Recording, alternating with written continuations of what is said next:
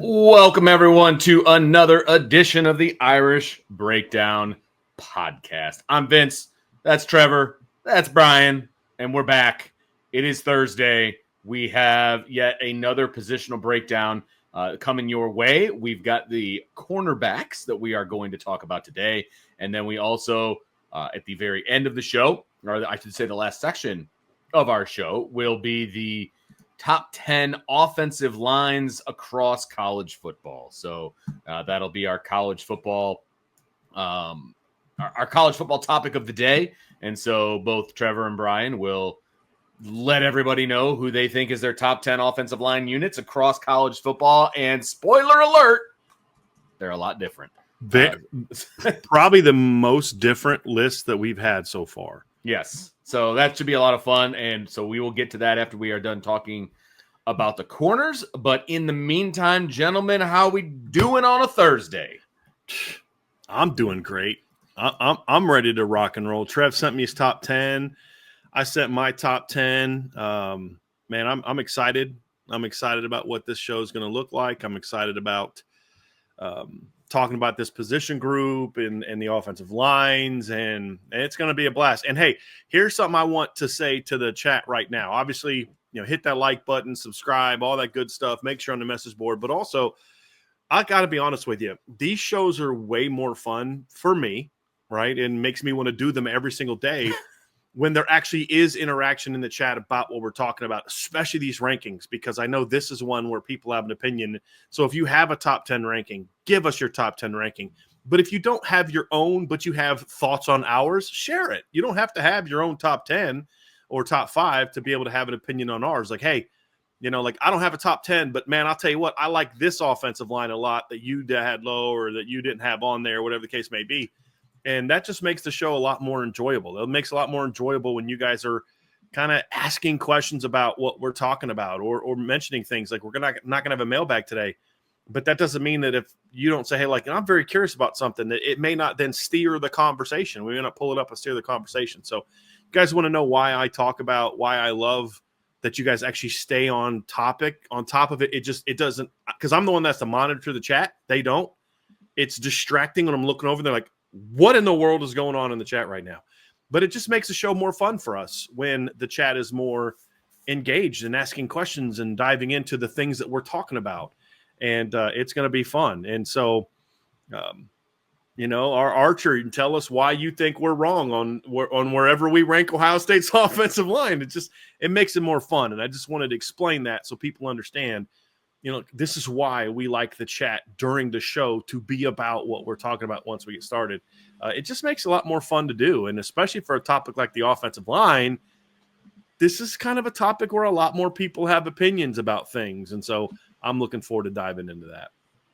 There we go. So before we get to the O-line talk, so save your O-line chat for when we get there, folks. You can put it in now if you want, but it might get lost in the shuffle. But we are going to talk corners, and we've decided, because it's the same guy coaching them, but we've decided to split up the secondary, safeties and corners, right? So we're going to talk corners today.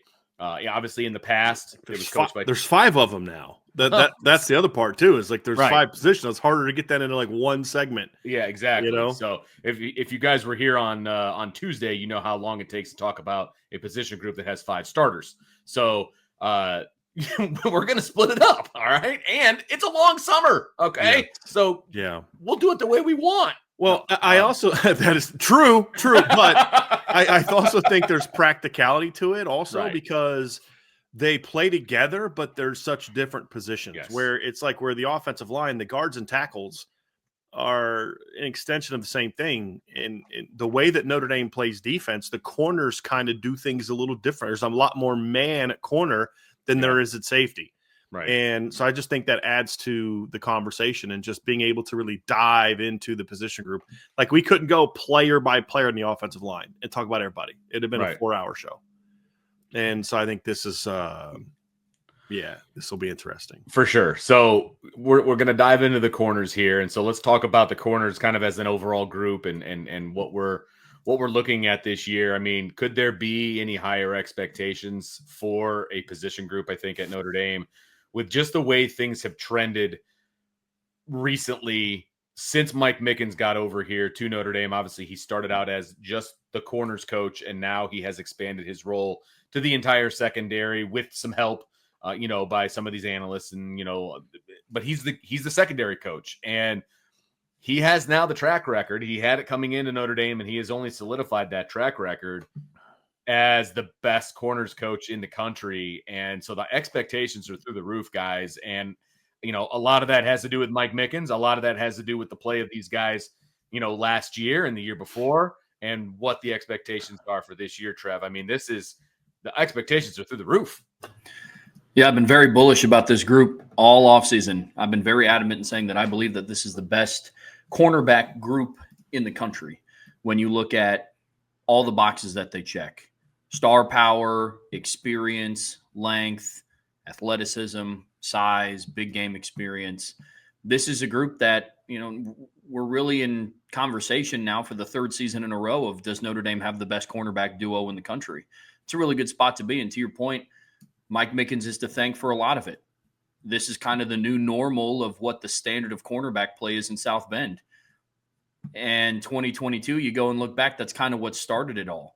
You had your moments here and there, Julian Love in 2018, Troy Pride had a very underrated season in 2019.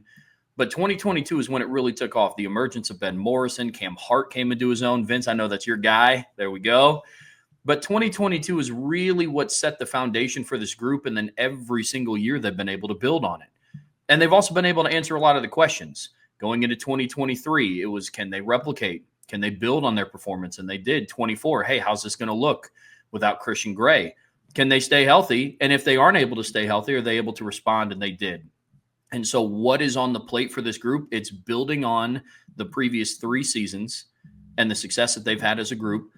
And it's also about getting the younger guys ready, because one thing that we've seen consistent year over year is that there's going to be a young unsung hero that we're not talking about right now, maybe as much as Leonard Moore and Christian Gray or Devontae Smith, that will have to step up at some point throughout the season.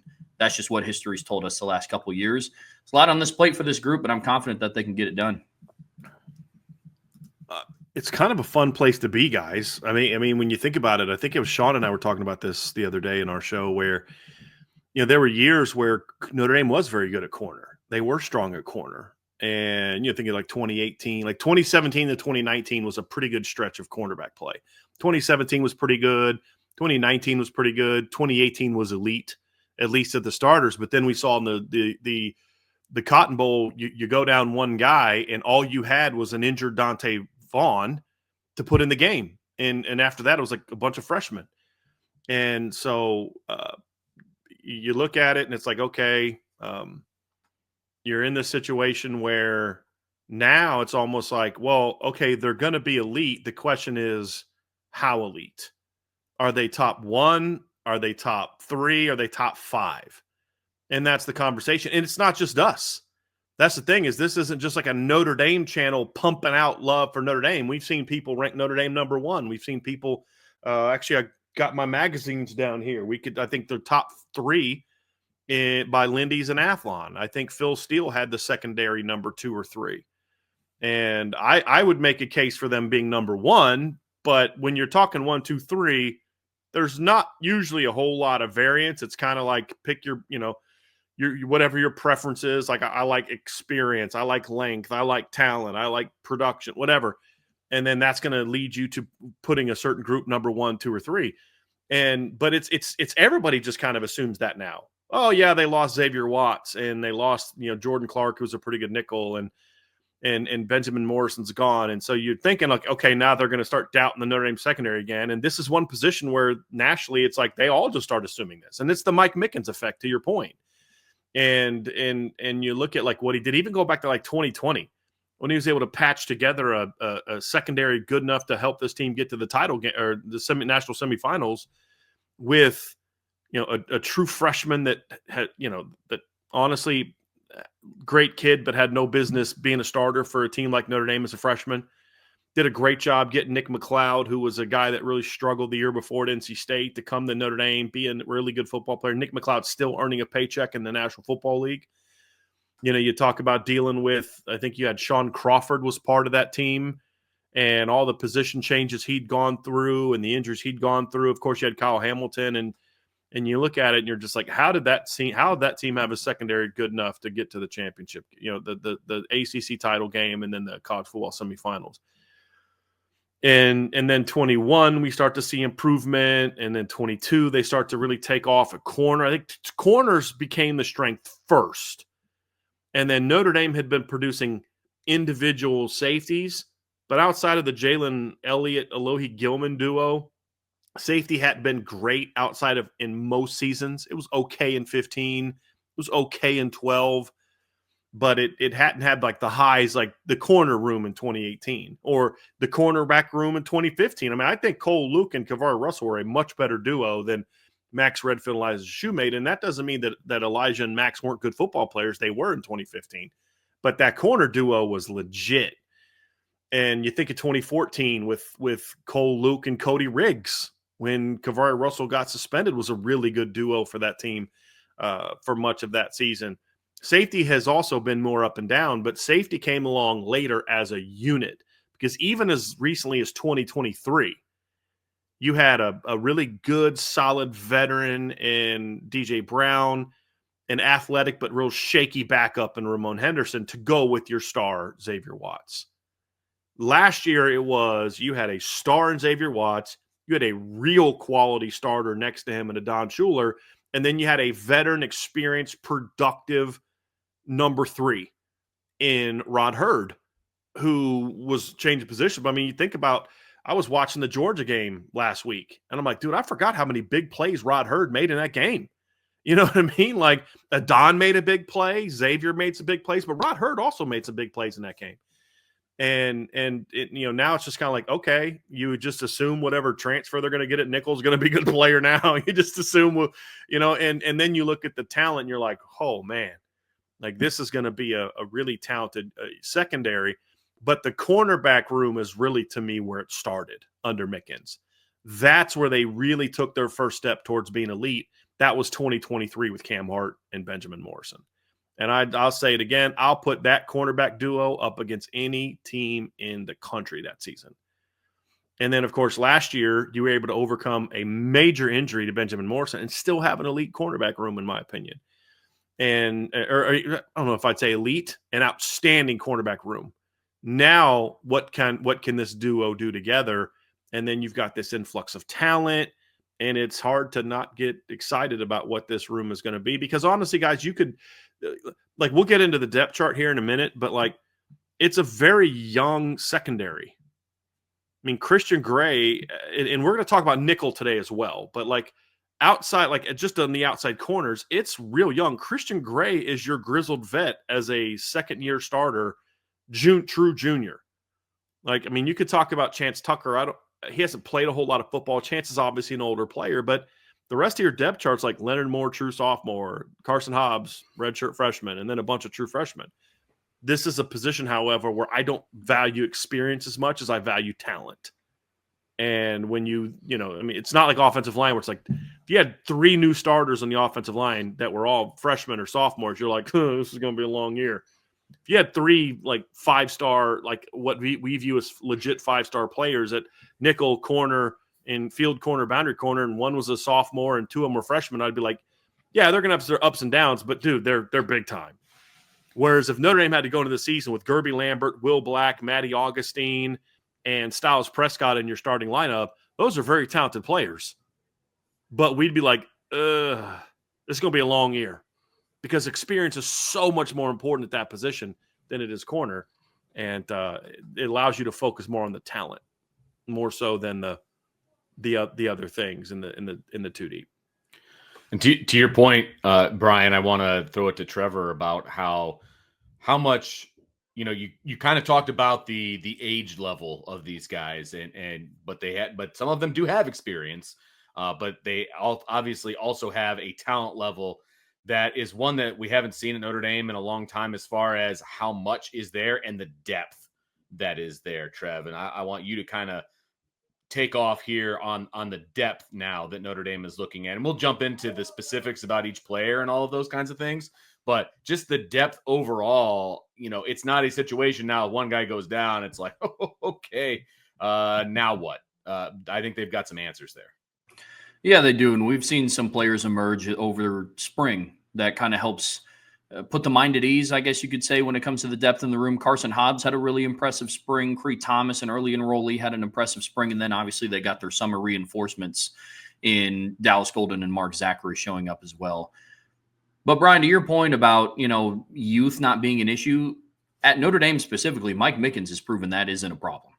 Ben Morrison stepped into the starting lineup in 2022 as a true freshman. I think he did all right. You know what I mean? Christian Gray, he got his opportunity to shine against Pittsburgh. And then just to kind of add icing on the cake, he had a one-handed interception in the dominated that game. Yeah. And then last season, we obviously know what happened with Leonard Moore. So that all encompassing, it proves your point even more about how experience isn't as big of a factor compared to other positions at cornerback, especially when you recruit the way that Mike Mickens has, and you're bringing in long, fast, athletic, smart football players that are ready to go in at a moment's notice. But this depth is unparalleled. I mean, it's something that I haven't seen since I've been watching this team years over years. I mean, look, they've had talent at the top, but then the question is always what happens in the two deep, what happens at the rotational position. Leonard Moore was rotating in against Texas A&M. A lot of people think the first snaps he took in a meaningful game was against Louisville when he earned his first start, but he was ready to go as a freshman. It's just it took a little bit of time for him to get his feet under him, and then with the unfortunate injury to Ben Morrison, he was able to step into the starting lineup. I foresee a little bit of that this upcoming season as well. I think Carson Hobbs is like a year removed from what Leonard Moore was last year. I think Carson Hobbs can be the rotational guy that Leonard Moore was this past season. Then you have three really talented true freshmen coming in Cree Thomas, Mark Zachary, and Dallas Golden. So depth in this room is in a much better position than it was last year, and it wasn't in a bad position last year. And so it's just continuing to stack good classes with good proven players. Well, not proven, but good athletic players, and it makes me excited for the season, to your point. No doubt about it. I mean, this is a supremely talented group. Some lack experience, obviously. They're true freshmen, but there's a lot of kids to really be excited about. And again, we'll jump into that as we move forward. Is there anything you wanted to add, Bryan, about the depth of this group? Yeah, I think the thing that this is going to sound kind of weird, but like in the hands of a lesser coach, I'd probably be more concerned about the depth. Because in theory, like I said earlier, I don't worry as much about lack of experience with young players. I just don't. Vince, you nailed it. Like in the last 3 years, they've had two freshman All-Americans. Right. Benjamin Morrison in 23 or 22 last year, Leonard Moore. And as we've said before, if Christian Gray would have had more opportunities, he likely would have been a freshman All-American as well, the way that he played in 2023. It's talent, sure. But talent has to be developed also. And my excitement about this, and I shouldn't even say excitement, part of my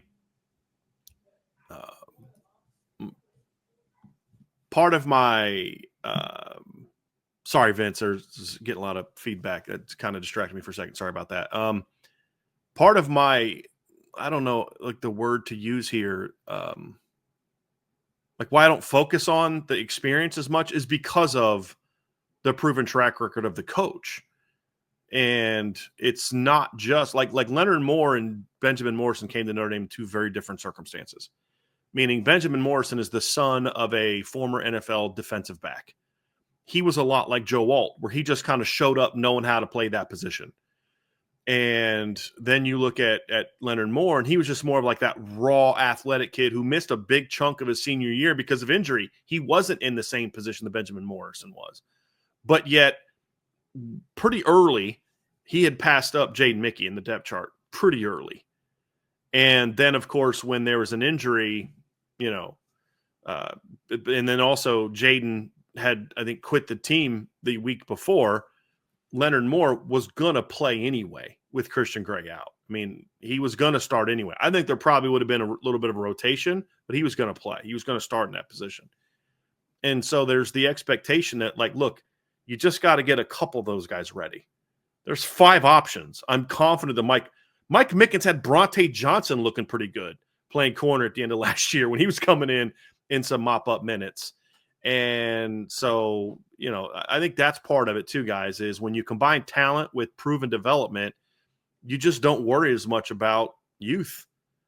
With all due respect to Joe Rudolph, if Harry Hiestand was coaching last year's offensive line, I wouldn't have been as worried about the lack of experience up front because there's a proven track record. Now, hopefully Joe Rudolph gets to the point at Notre Dame where we have the same faith in him. It wasn't that I think Harry's better than Joe. It's not even about that. It's just one guy had a proven track record at Notre Dame and the other guy doesn't have a proven track record at Notre Dame. And that's what it comes down to. It's not even about just proven track record overall. It's proven track record here because this is a different animal. And I think that's why we tend to talk more about Mike Mickens than other position coaches, is because of the job that he's done, just really turning elite players into elite players, but then getting the most out of guys who maybe aren't elite players, like a DJ Brown, like a Rod Hurd, players like that, like a Jordan Clark.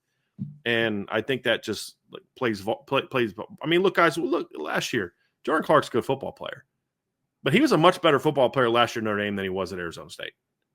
Just was, in my opinion. That's a combination of a really smart football player with a really good position coach, and that's what you get. You get the best version of Jordan Clark, and that's kind of what fires me up about this unit. So we all have a lot of expectations about this group for obvious reasons, for good reason, for reasons that we've seen on the field, reasons that we've seen on tape of kids coming in who are just now putting on the gold helmet and all of those different things. What, in your guys' minds, what does this group need to prove, this year? Where do they need to prove to everyone that they are this elite group? Like, what does that look like? What do they need to prove, Trev? Continued success. You have to be able to maintain the foundation that was set in 2022 and was carried on in 23 and was carried on last season. There can't be any sort of step back. At the bare minimum, you are the cornerback group that you were last season, and that was with Christian Gray as a true sophomore and Leonard Moore as a true freshman. That is a bare minimum expectation when I look at this group going into this season. Can they continue to show up in big moments?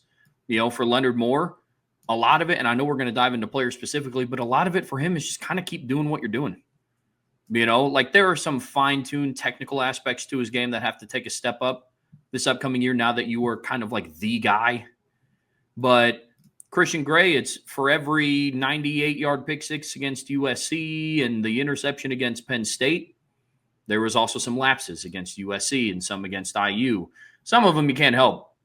Elijah Surratt catches a football with his knees in really good coverage. Sometimes there's stuff that you can't help. Leonard Moore might have a couple plays like that this season. Had a couple last year. Yeah. I mean, we forget about that. I mean, the Georgia Tech game, there was a couple of those. Everybody's going to have those. Yeah, absolutely. And so he had one against Georgia. Remember the early? I mean, if the guy doesn't step out of bounds, Leonard Moore kind of turned the guy loose on a back shoulder, and young guys are going to make mistakes like that. Absolutely. Yep, but it's continued performance in big games. Last year, Moore, Gray, and Clark were targeted 178 times last year. And I know we like to talk about, big picture. Gosh, I mean, with Moore and Gray and what these safeties could look like. And Devontae Smith comes in at the nickel. Like, who are you going to throw at? I mean, at the end of the day, opposing offenses are going to have to target you at some point. Because as fun as it was to watch Penn State's receivers go over against Notre Dame, that's just not realistic for a 15-game season. So they're going to get targeted. They're going to have to maintain their level of play, and that's what I'm expecting from this group, and that's going to be consistent with what we've seen from this group year over year under Mike Mickens. I think Mike Mickens might want to have a word with you on that, Trevor, because have you ever seen them post that DMM thing? All the DBs do that. Mm-hmm. And I asked somebody, I said, what does that mean? Like that dude, Mike Mickens, like dog. I just kind of, and it's deny my man. So you talk about that, but that's their goal. Yeah. Their goal is not, well, we're just going to give up things. Now, that might change this year. We'll talk about that in the question set. But when you're playing just press man all the time, your goal is to not allow a catch. And so that game was your goal is to catch more passes than the receivers, which they did against Penn State. You know what I mean? Sure so did. It's I don't mean that to be, I'm not trying to throw shade at Penn State. I'm saying That's what they strive for. That's the standard he holds them to. Is no, we're not going to give up any completions because you're playing off coverage and they complete a hitch route. That's not, you're not catching the ball on me. That's just like, that's a no cover zone. And that's what I'm curious to see if we see more of that this year. But no, you're not. Your goal is to not allow them to catch any passes. And it's interesting how like that mindset that they've created. It's, you're not going to always deny people. You're not going to go a whole season and not give up a catch. Deion Sanders gave up catches. Champ Bailey gave up catches. Darrelle Revis gave up catches. But I love the mindset of, no, that's your goal. And if we don't do that, then we can get better. If we give up a catch, we can get better. And I just think that's an impressive mindset. But I think it all leads into why this group plays with such confidence. They are fundamentally sound. They are confident and they are productive. And it's now 3 years in a row going into 4 where, I mean, imagine this. Somebody asked me what's different about a Marcus Freeman-led team. And I said, look, this team is so much more athletic than people realize. Still, to this day, I don't think people understand the athleticism this team has. And you said, who'd have thought that for 3 years in a row, Notre Dame is in the conversation for best cornerback tandem in the country. And in each year, it's a different tandem to start the season. It's not like that 3 years where you're that 2 years you had like Love and Pride back-to-back years. And then in the third year, you had Pride. And so you had like one constant for 3 years. This group, the 25 cornerback room, is going to be made up entirely of different people than who made up the 23 cornerback room. And, it's going to be similar to who it was at the end of last year, but it's not who it was to start last year. It's not who it was when they beat Texas A&M. I think Leonard Moore played like 4 plays against Texas A&M. So it's going to be fun to watch this unit really develop and come into their own. And you talk about what to prove, Vince. Prove that you can be an elite cornerback room, not an elite cornerback room for a bunch of young guys. That's the difference. Last year, you know what? I can live with this mistake from Christian Gray. I can live with that mistake from Leonard Moore. This year, it's like, nope, you guys got like Christian Gray. You got like, I think what's his snap total up to now? Let me pull up old Pro Football Focus and go to Christian Gray, but I'm pretty sure he's creeping up close to 1,000 snaps now. I would imagine he played 796 last year. Leonard Moore played 736. And Christian played 190. So, yeah, he's at 994 snaps in his first 2 years. Leonard Moore has 736. So you're talking about two guys that have over 1,700 career snaps. Devontae Smith, I don't know, has played as much as those two guys have at Alabama. And then you add a nickel into the conversation in Devontae Smith, who I'm excited about and we haven't even really got into yet. But he's a guy that came from Alabama that's got 477 career snaps. So your 3 starting level 2 players have got over 1,100 career or 2,100 career snaps between the 3 of them. That's actually, shouldn't even say that. Like just last year, they were at about 1,900 to 2,000 snaps, which is an impressive place to be. One of the things that you can pretty much count on this group so far, really ever since Mike Mickens took over, is that these guys are going to be big in the big moments. And when we're talking about something to prove, that they just need to continue being big in the big moments. Obviously, they need to be big in all the moments, but I think they also need to be big in the big moments, Trev, right? I mean, that's going to be the hallmark of a good to great secondary. And that's where these guys need to belong. Yeah, couldn't agree more. I mean, look, at the end of the day, unfortunately for Christian Gray, despite the really good season he had last year, a lot of people are just going to walk away and remember the 3rd and 11 in the national championship game. That's not fair to him. That's not fair to his performance throughout the entire season, but that is what it is. He was a true sophomore last year in his first year in the starting lineup. To take that next step, it's you play better on that position. As a coaching staff, you put your players in a better position on that 3rd and 11. It all goes together with improving this upcoming year.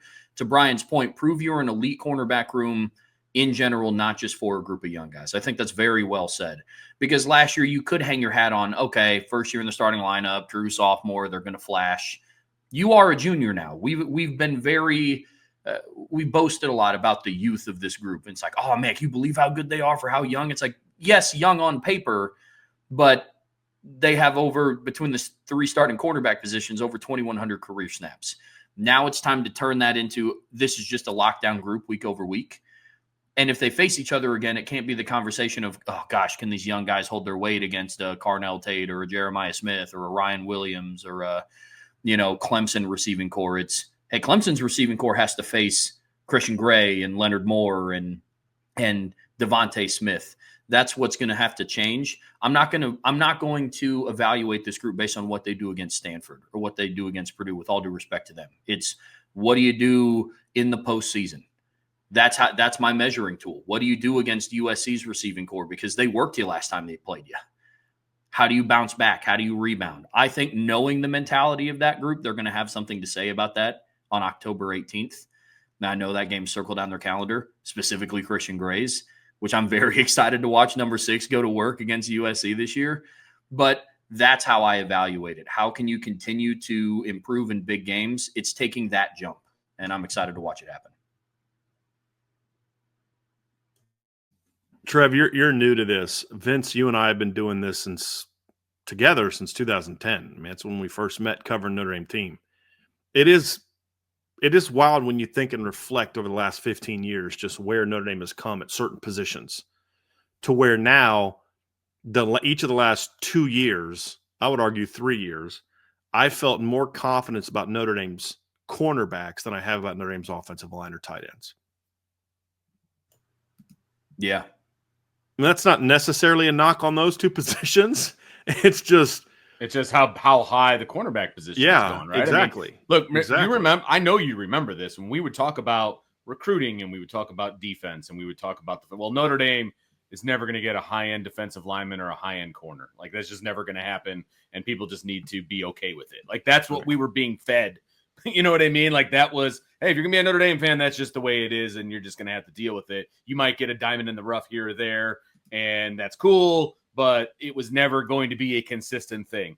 Well, I believe Mike Mickens and Marcus Freeman have kind of debunked that particular theory, but that we were fed that for a long, long time covering this team. Yeah, and what was always true was it doesn't have to be an elite corner recruit from the standpoint of he's a 5-star. I mean, still haven't landed a 5-star corner. It's more so, don't assume that those are the only elite corners. Because again, I'll point back and how many of the 5-star corners would you trade for 3-star Leonard Moore? How many of the 5-star corners in the class of 22 would you trade for 3-star Benjamin Morrison, which is what he was ranked when he committed to Notre Dame? And so there's a level of trust in the evaluation, because Vince, you and I are not naturally trust the coaches people. But this is one where it's like, but once the track record is so established, you just do kind of assume it's going to be that way. You still evaluate it fairly, but you still kind of assume that there's going to be there because of the combination of you trust the talent that's being acquired, and then you trust the staff to get it to that point. And I do think when it's speaking of cornerbacks, I'm going to say something. They made a savvy move this offseason to bring in Andy. I think it's Buh. Is how you say his last name, Buh, who's a longtime veteran position coach in college football. I'm going to pull up coach's resume. He's been linebackers coach at Illinois before. He's been a assistant coach at Arizona. He's been an assistant coach at Purdue. He's been an assistant coach at Maryland. Like, he has been around for a while, has been an analyst in recent years, and I think bringing in a veteran like that to assist with Mike Mickens, as opposed to it being Marty Biaggi, helps ensure that Mike Mickens is still going to be able to spend the time in practice with the corners to try to keep this thing rolling. And I think that's an important piece to this. Mike Mickens is still the head honcho of the entire secondary. But you can't coach 2 position groups at one time in individual periods. You need to be able to have some specific time with the corners, having a safeties coach, and you could watch him in spring practice. Like, this guy's active, he's involved, and you could tell that there's like Mike Mickens is looking at him, watching him coach, meaning he's allowing it to, you know what I mean? Like, there's was clearly an early trust there that Mike Mickens felt like, okay, you say something, you handle it, then we'll be all good.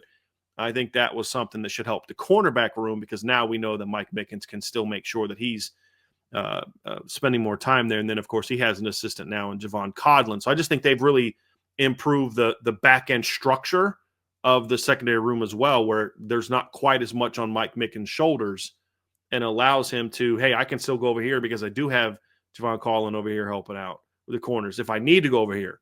But then I can also spend a lot of time over here because I have Andy Baugh and also Chris Ash, who's coached safeties for a lot of his career. I think it just helps ensure that the secondary should remain a strength of this team, and that cornerback, especially since that's what we're discussing today, should remain a strength of this team as well. Another piece of what this group needs to prove, guys, is, they were tested last year. They were tested because they were young. They were tested because they were quote unquote inexperienced, sometimes not quote unquote, because it was a true freshman out there. I mean, Just were. Yeah, they were young, and they were in. That's not the case now, but they're still going to be tested, because there's still going to be teams that look at this roster and they're like, okay, well, we've got a true sophomore, we got a true junior, we got a transfer.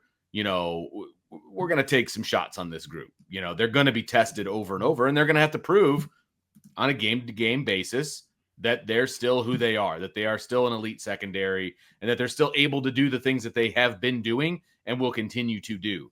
Because, look, we've talked about it before. The front seven has obviously gotten better for Notre Dame over the last few years. There's some elite players there as well. Teams are going to try to throw on Notre Dame, and you can't not throw at everybody. And you can't run the ball every time unless you're Navy, and even they throw the ball some. So, they're going to be tested, and they need to continuously prove week in and week out that they are the elite group that we say that they are, and that they have proven to be over the last few years. Couldn't have said it better myself. Take it. All right.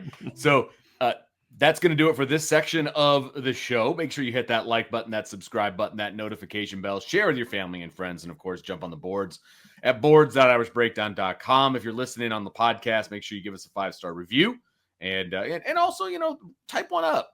Let us know how we're doing. We always appreciate the feedback, and we look at that as well. But that all of those things help us out. It doesn't cost you anything unless you're going to come over to the boards, and that is money well spent, if I do say so myself.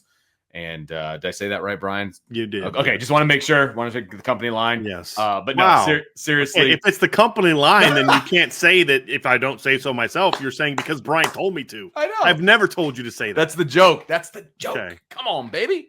All right. Anyway, no, but definitely jump on the premium message board at boards.irishbreakdown.com for all the intel pieces. There's still one more domino in the recruiting world in the 26th class to fall.